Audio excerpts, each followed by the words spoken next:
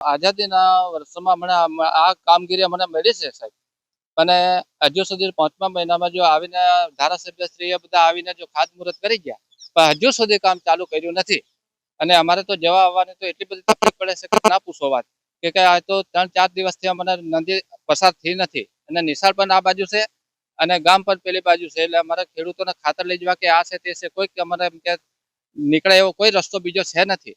એટલે વેળાસર જેમ બને તેમ આ પુલ બની જાય એવી અમારી માંગ છે. અમારે અવર જવર માટે બહુ તકલીફ થાય છે. વિદ્યાર્થીઓને નિહાળ આ બાજુ છે અને ગામ પેલી બાજુ છે. અવર જવર માટે અમે જોખમ ખેડીને ઉતારીએ છીએ બાળકોને, અને 4 દિવસથી પાણી ઉતરાતું નહોતું.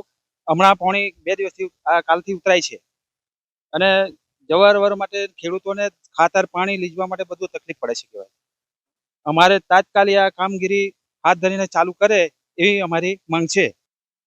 5 મહિના પહેલા ખાતમુહૂર્ત કરી ગયા હતા અને અત્યાર સુધી કોઈ દેખાતું નથી.